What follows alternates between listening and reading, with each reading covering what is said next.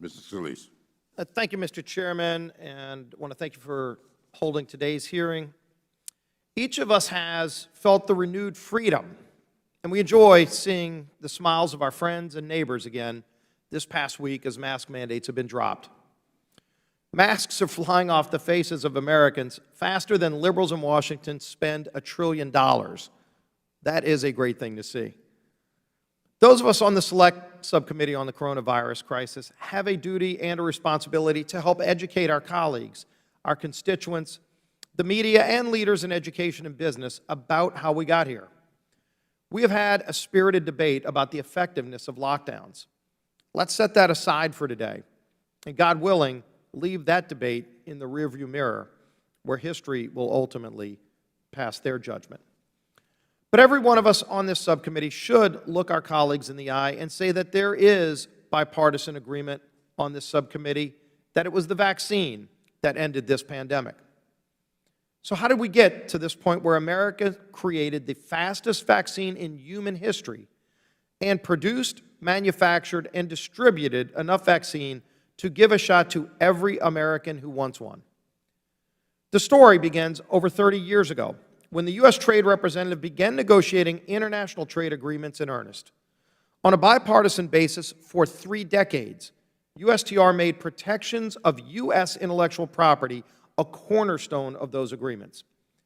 Trade agreements have proved controversial from time to time, but what has never been controversial was that if American ingenuity can flourish and is protected, that America can compete and win.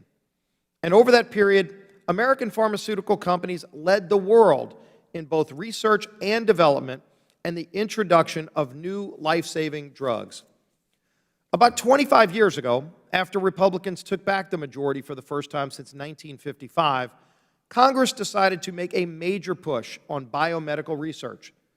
The Republican Congress worked with then President Bill Clinton to double the size of the National Institute of Health. During the administration of George W. Bush, the Republican Congress made yet another major investment in NIH with strong bipartisan support. During the Bush administration, the federal government began to take seriously the threat of bioterrorism and pandemic response. The executive branch began working with Emergent on producing anthrax and smallpox vaccines. It takes time and expertise and partnerships to have the infrastructure in place to respond effectively. When H1N1 hit during the Obama-Biden administration, America was not ready. White House Chief of Staff Ron Klein actually acknowledged as much, saying that we just got lucky. Well, hoping to get lucky is not a smart strategy. But we did keep at it. We invested in BARDA. The executive branch's relationship with Emergent continued throughout the Obama years, and they continued to develop expertise and infrastructure on some highly sophisticated manufacturing techniques and technologies. President Bush launched PEPFAR, a public-private partnership to save Africa from the AIDS epidemic. A key pillar in that was working with U.S. pharmaceutical companies on developing key drugs and protecting their intellectual property. And then came Fred Upton and Diana DeGette and their bipartisan leadership on the 21st Century Cures Act. That was one of my proudest efforts during my tenure as Majority Whip, to see that bill signed into law. We doubled NIH yet again, and just as importantly, we established the emergency use authorization process upon which this vaccine would be approved. A provision that, by the way, is saving millions of lives. In January 2020, China lied to the world, and the lies of the Communist Party of China caused COVID-19 to spread throughout the globe, igniting the worst pandemic we've seen in 100 years. What we can say now, as far as finding a vaccine and a way out of the pandemic, is that America led the world. President Trump's Operation Warp Speed, built on 30 years of smart policy, was focused on protecting IP, investing in biomedical research, and investing in public-private partnerships on critical manufacturing infrastructure. President Trump's leadership on Operation Warp Speed was critical.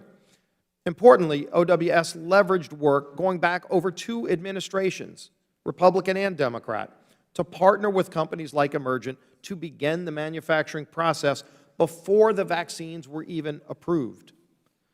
That decision proved to be a game changer. It is why we could get so many shots in the arms of Americans so quickly after getting the emergency use authorization. Mr. Chairman, President Biden has now put at risk a key pillar of this strategy, the protection of United States intellectual property. You've seen President Biden talking about actually giving away America's intellectual property. This is something that would be a cave into the special interests in Washington, some progressives who don't believe that America should be the ones who own our own intellectual property. For years, Republicans and Democrats alike were criticizing China's theft of American intellectual property. Today, you've got the Biden administration talking about giving away our intellectual property to China for nothing. How outrageous would that be? Imagine where we are because of American ingenuity, which is now at risk. Stripping innovators of their constitutionally protected patents will undermine that very innovation. It will weaken our international competitiveness and only help communist China, the country that spread this pandemic. It would force the American developers of COVID-19 vaccines and therapeutics to relinquish their intellectual property rights to these medicines. But it will likely take manufacturers years to build the facilities. If we give this intellectual property away, which we strongly urge the Biden administration not to do, but if that were to happen, it's not like tomorrow they just start making those vaccines that are being made in America. What's being made in America is using American infrastructure that was built over years, and in fact, over multiple administrations, Republican and Democrat.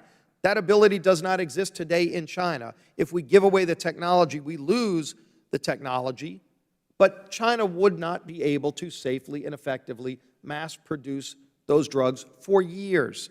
So make no mistake, this is not about helping the world get COVID vaccines quicker.